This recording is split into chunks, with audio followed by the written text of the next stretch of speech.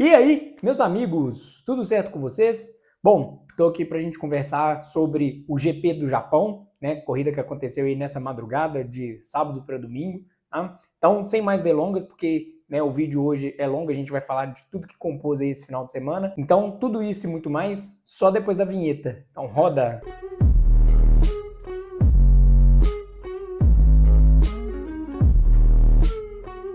Fala galera, eu sou o Rafa. Bom, tô passando aqui pra gente conversar um pouco, né, sobre o GP do Japão, falar aí de tudo que aconteceu nesse final de semana, teve vários acontecimentos, falar sobre a classificação, a corrida e tudo mais, tá? Então se você quer saber somente sobre a corrida, eu vou deixar aqui embaixo aqui direitinho os capítulos, né? E aí você já pode adiantar lá para a corrida e assistir só a parte que você deseja, tá bom? Agora, se você quer saber de tudo que aconteceu esse final de semana, fica aqui comigo, sem muita demora, porque tem muita coisa pra gente falar. O GP do Japão, né, que é a terceira etapa aí do campeonato 2025, aconteceu esse final de semana, tá? Sexta, sábado, domingo, foi uma estrutura de final de semana simples, tá? Ah, e detalhe, se você não entender algum tema aqui, ou você é novo na Fórmula 1 e tudo mais, eu vou deixar aqui no card aqui o manual básico para você assistir, tá? Para você entender as terminologias de como que funciona a Fórmula 1, de como que funciona o final de semana e tudo mais.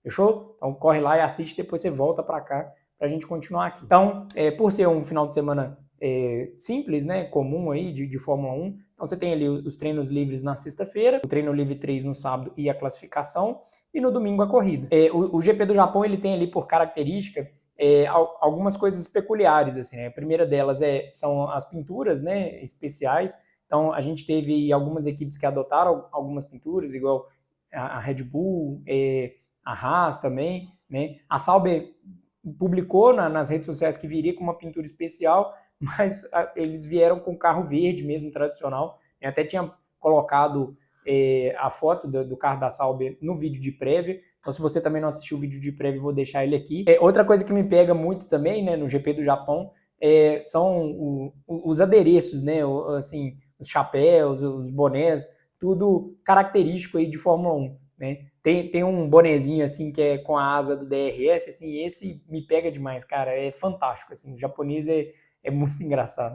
O GP do Japão também, que foi marcado, né, como a estreia do Yuki Tsunoda na equipe da Red Bull, tá? Ele que fez a troca aí com o Liam Lawson na última semana, então era um ponto também que eu coloquei em relevante para a gente observar aí ao longo do final de semana lá no meu vídeo de prévia. Então, começando agora, né, falando um pouco sobre os treinos livres na sexta-feira, acabou que a gente não teve muita coisa assim para a gente tirar de informação, né, nos treinos livres, porque aconteceram algumas situações que fizeram com que houvesse muita perda do tempo, né, dos treinos livres. Então, por exemplo, a gente teve a situação do fogo, né? Os carros, quando andam e raspam o fundo no chão, saem aquelas fagulhas, né? E por o tempo estar muito seco lá no Japão, tava caindo na grama essas fagulhas e incendiando mesmo, assim. Então, os marshals lá tiveram que jogar água para apagar o incêndio. E ao contrário da classificação, onde se interrompe o cronômetro, né? Quando acontece alguma situação assim, no treino livre não se interrompe o cronômetro. Então, o tempo vai correndo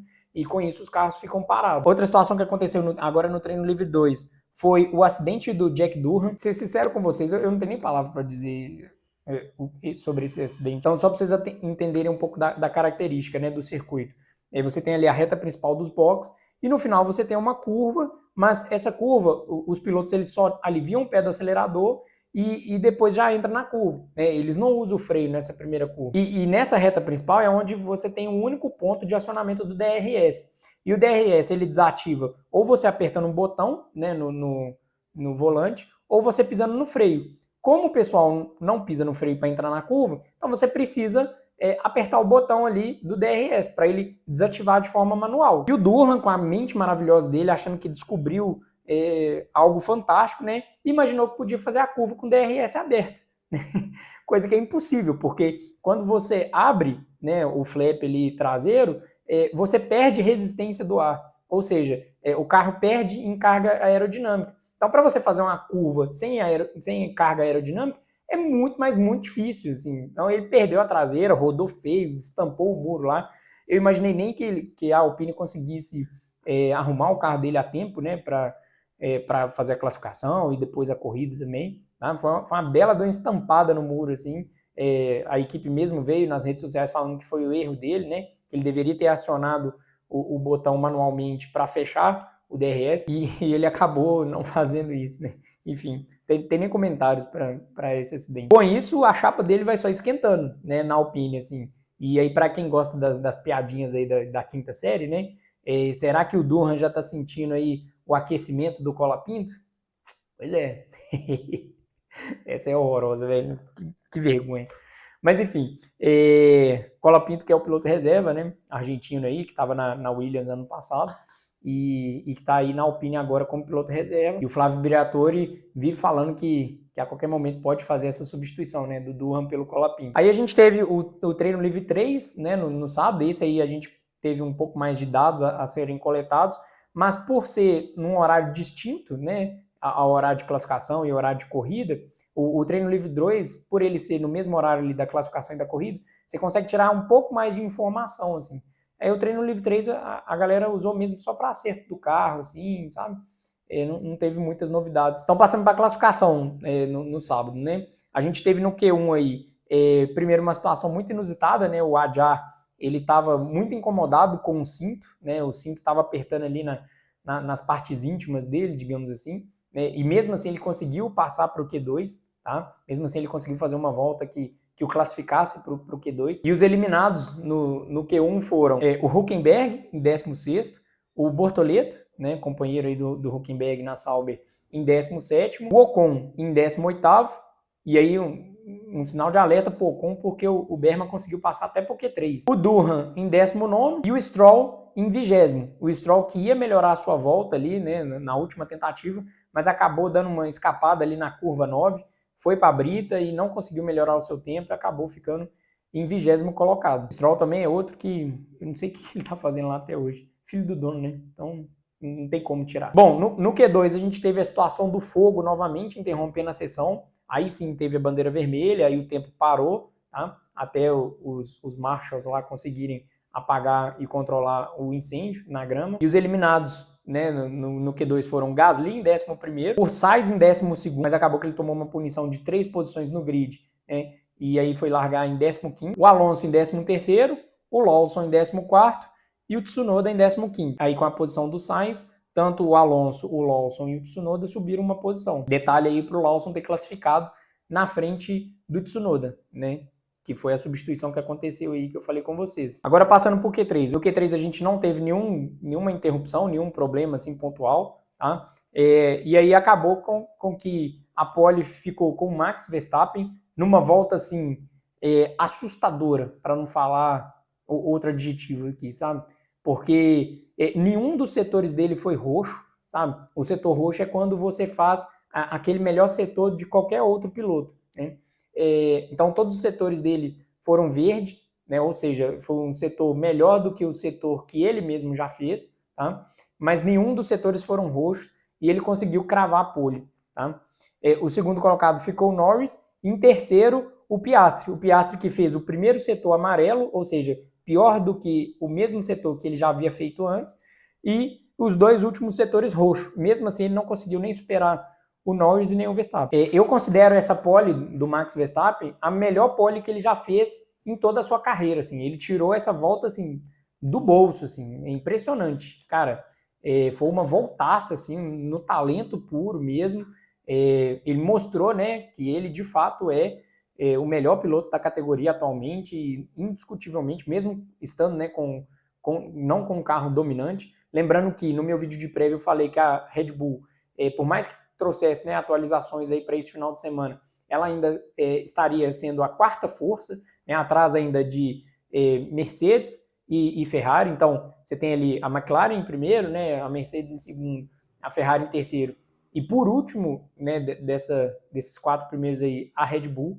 Então mesmo com o quarto melhor carro do grid, ele conseguiu classificar em primeiro, né, fazer a pole aí. Agora passando para a corrida, né, vamos lá. Eu tinha falado com vocês aqui no vídeo de prévia que tinha a expectativa de haver chuva, né, durante a corrida.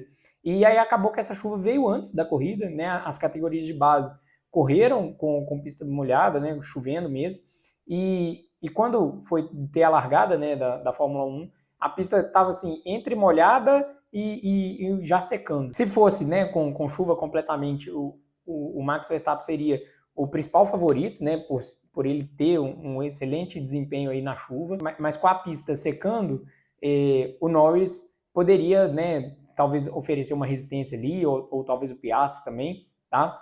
Então a gente teve ali, no posicionamento ali dos colchetes, tanto o Max Verstappen quanto o Norris, um embicado para o outro, assim, eles já se posicionaram no colchete já para atacar um ao outro, mas você vê claramente que o Norris está um pouco embicado para a esquerda e o Verstappen um pouco embicado para a direita, assim, para eles se defenderem ou se atacarem, né, logo que tivesse aí o apagar das luzes. Então, dada a largada, né, o Verstappen pula na frente e consegue defender a sua posição ali do Norris, ele fecha a porta ali, já parte na frente mesmo. Detalhe aí pro Bortoleto, que largou em 17º, mas caiu para último, né, para 20º, tá? Ele que largou aí de pneus duros, então o pneu duro ele tem um pouco mais de dificuldade ali na abrasividade, né, na aderência, então isso pode ter prejudicado, mas um detalhe que o Gabriel também precisa melhorar suas largadas, né? Não é de hoje que ele está largando mal, nas últimas 2 corridas também ele largou mal e perdeu posições, então ele precisa se desenvolver melhor nessa parte. Aí, depois de algumas voltas, o Verstappen começa a reclamar no rádio que ele está com dificuldade nas trocas de marcha, principalmente para subir as marchas, né?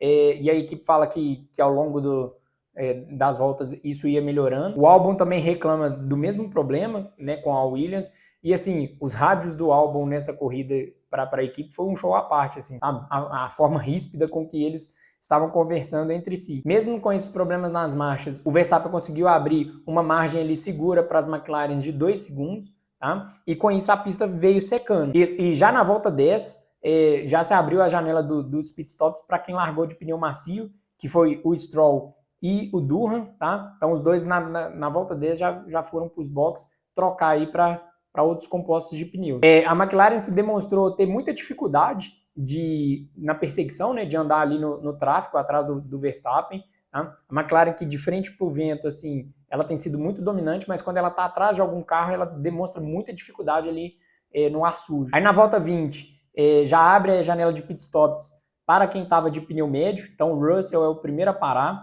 seguido na volta 21 pelo Piastri, e na volta 22 o Verstappen e o Norris param juntos. E aí eu vou falar disso um pouco mais para frente, mas eu imaginei que por ter 2 carros atrás do Verstappen, né, 2 carros perseguindo o Verstappen, a McLaren iria alternar as estratégias, mas acabou que ela fez a mesma estratégia, tanto com o Norris quanto com o Piastri. E aí esse pit stop junto, né, do Verstappen e do Norris gerou o principal atrativo aí da corrida, né, uma corrida que foi bem modorrenta, assim, bem uma procissão, mas que foi o entreveiro ali na saída do pit stop. Então o Max sai primeiro, né, e aí a McLaren libera o Norris, e o Norris fica emparelhado com o Verstappen, assim, só que a preferência do Verstappen que já estava na pista, né? E o Norris tenta a ultrapassagem dentro do próprio box, ainda na saída do box ali, ele passa por cima da grama, perde um pouco de desempenho, o Verstappen some na frente, e depois ele vai, né? E aí ele ficou reclamando no rádio, falou que o Verstappen fechou ele e tal, mas a preferência era do Verstappen, e na onboard do Verstappen mostra que ele em momento nenhum jogou o carro para cima do Norris, ele manteve a direção reta, né? Depois até o próprio Norris em entrevista falou que foi erro dele mesmo, enfim. E o Verstappen deu uma zoada também nele, falou assim que cortador de grama caro, né? Esse. Então o Norris tentou cavar uma falta ali, né? E não deu muito certo, não. Os comissários nem olharam para isso, enfim, lance normal de corrida. Né? O Norris forçou uma ultrapassagem ali onde não tinha como, sendo que ele deu bobeira. Se ele, por exemplo, se ele sai atrás do Verstappen, ele poderia ter uma distância menor ali para tentar tirar e tentar ultrapassar na pista. Como ele comeu um pouco de grama lá, ele acabou perdendo muito desempenho, o Verstappen esticou, né, na frente e ele acabou perdendo essa oportunidade. Na volta 31, o Hamilton inaugura a janela de paradas para quem estava de pneu duro, então tanto o Hamilton quanto o Bortoleto param na volta 31. Nesse momento que o Hamilton parou, o Antonelli assumiu a ponta, tá? E foi a primeira vez que ele liderou uma corrida, e ele roubou aí o recorde do Verstappen, né, de piloto mais jovem a liderar uma volta. E ele parou na volta seguinte, na volta 32. Ele que estava de pneu médio, né, não estava de pneu duro igual o Hamilton. Então ele esticou o máximo possível esse stint, tá? E aí depois ele trocou para o pneu duro. Antonelli, que dos estreantes, né, de 2025, tem se mostrado muito bem, com desempenho muito acima da média, tá? Olho nesse menino aí ao longo da temporada. E ele parou na volta 32, ele já tinha falado, né, que ainda dava para levar esses pneus mais tempo, mas ele parou na volta 32 justamente para marcar o Hamilton, para não tomar um undercut do Hamilton, né, porque o Hamilton tinha parado na 31, ele já parou na volta seguinte, para ele não perder a posição pro Hamilton. Depois dos pitstops, né, o Piastri aumenta ali o ritmo, tá, e começa a vir para cima do Norris, e ele avisa para a equipe no rádio, falando que está com um ritmo muito acima, se a equipe não dava uma ordem para o Norris abrir para ele tentar buscar o Verstappen, e a equipe ali, fingindo de que não sabe de nada, enfim. Aí ele fala, né, para a equipe de novo, olha, faz o Norris apertar o passo aí, né, aumentar o ritmo. Aí a equipe vai responder para ele falando que o ritmo do Norris era aquele. E ele até tenta a aproximação, o ataque, ele abre asas algumas vezes na zona de DRS, né, na reta principal ali, mas ele comete alguns errinhos, não consegue ultrapassar o Norris, e com isso o Verstappen vai mantendo uma distância segura ali de 1,5 segundo, 1,3, distância essa que não dava possibilidade do Norris abrir a asa para o Verstappen. E aí a corrida termina assim, né, o Verstappen vence a prova, dominando aí, com o Norris em segundo e o Piastri em terceiro. E aí eu falei com vocês, né, que a corrida foi uma procissão, modorrento e tudo mais. Só para vocês terem uma ideia, os 10 primeiros colocados terminaram na mesma posição que largou. Apenas uma alteração, que foi o Hamilton com o Adjar, eles trocaram de posição, né? O Hamilton tinha largado atrás do Adjar e na chegada ele chegou uma posição à frente do Adjar. Fora isso, todo mundo chegou na mesma posição que largou ali entre os 10 primeiros. Destaque aí pro Berman, que pontuou com a Haas, né? Terminou em 10º, enquanto o Ocon terminou lá no fundo do grid. O Berman também tá com um desempenho muito interessante, né? O Tsunoda ficou em 13º. Eu até brinquei, falei que ele trocou de carro para deixar de pontuar agora, porque o carro da RB é mais equilibrado, né? Tanto que o Adjar pontuou e a Red Bull do Tsunoda não. Mas ele terminou na frente do Lawson. O Bortoleto terminou em 19º, né? Porque o Stroll teve aquela parada muito antecipada, acabou tendo que fazer 2 paradas, enquanto a estratégia da corrida foi só de uma parada. Só o Stroll fez 2 paradas e com isso o Bortoleto terminou ali em 19º e o Stroll em 20º. Mesmo com o Norris chegando em segundo colocado, o Norris mantém a liderança do campeonato, né? Tá com 62 pontos contra 61 do Verstappen. E aí eu quero trazer uma análise, assim, porque algumas coisas que me incomodaram aí nesse GP, principalmente no que diz respeito à McLaren, tá? Você tem ali o Verstappen na sua frente, com o 4º carro do grid, ou seja, no puro talento dele, que ele está ali liderando a prova e tudo mais, e você tem 2 carros da sua equipe, que são os 2 melhores carros do grid, e você faz a mesma estratégia para os 2. Sabe? Você tem a condição, né, de 2 contra 1 ali, você tem que ir para cima, você tem que atacar, você está com o melhor carro, você tem que fazer alguma coisa para oferecer risco para o Verstappen. E em momento nenhum a McLaren ofereceu risco para o Verstappen. Parece que o Verstappen estava passeando no parque ali. Então a McLaren, ela vai acabar perdendo esse título de pilotos, porque o de construtores ela vai conseguir tá pontuando direto com os 2 carros, sempre no pódio e tudo mais. Então, o de construtores está praticamente garantido já para a McLaren. Mas se fosse para eu cravar aqui hoje, a McLaren não vai vencer né, o campeonato de pilotos, vai perder de novo para o Max Verstappen por falta de ordem de equipe, por falta de posicionamento, por falta de decisão. Então, quando o Piastri, por exemplo, falou que estava mais rápido do que o Norris, a equipe ficou simplesmente calada. Faz alguma coisa diferente, gente. Aumenta o ritmo, para no box, sabe? Inverte as estratégias, põe um piloto para fazer uma estratégia, põe outro piloto para fazer outra. E os pilotos, propriamente dito, também não tá fazendo nada, né? O Lando Norris, vamos chamar assim, cara, não dá para acreditar que o Norris vai ser campeão do campeonato de pilotos, não. Ele não acosta o Verstappen, parece que ele gosta de ver o Verstappen liderando ali sem ter problema nenhum. Ele foi comboiando o Verstappen, é como se fosse um batedor pro Verstappen, para ninguém alcançar o Verstappen. Em contrapartida, o Verstappen tá fazendo ali o seu campeonato, né, de redução de danos, igual eu falo com vocês aqui, né, e tá capitalizando. Todo ponto que ele pode fazer em cima dos erros da McLaren, ele tá fazendo. E com isso ele vai acabar batendo campeão de novo, pentacampeão consecutivo. Assim, no puro talento dele, assim, hoje a corrida do Verstappen foi irretocável, sabe? O cara claramente tá com um carro que não é o melhor carro, ele não consegue abrir uma distância para as McLaren, mas ele consegue vencer uma corrida. Não tem nenhum piloto hoje que chegue aos pés do Max Verstappen ali no grid. E a McLaren ali sem fazer nada, sabe? Parece que a McLaren ficou tanto tempo longe desse momento de competição que ela não sabe mais como reagir ali, né? Ela não sabe mais o que fazer dentro da pista para conseguir oferecer risco para o quarto melhor carro do grid que está na sua frente. Então, esse tipo de coisa incomoda a gente, porque a gente quer ver briga, a gente quer ver competição, e você vê, né, o Max simplesmente desfilando a corrida toda, e os dois carros papaias comboiando ele, sem oferecer risco algum. A McLaren tem que entender que essa é a oportunidade deles. Talvez eles não tenham essa oportunidade de novo.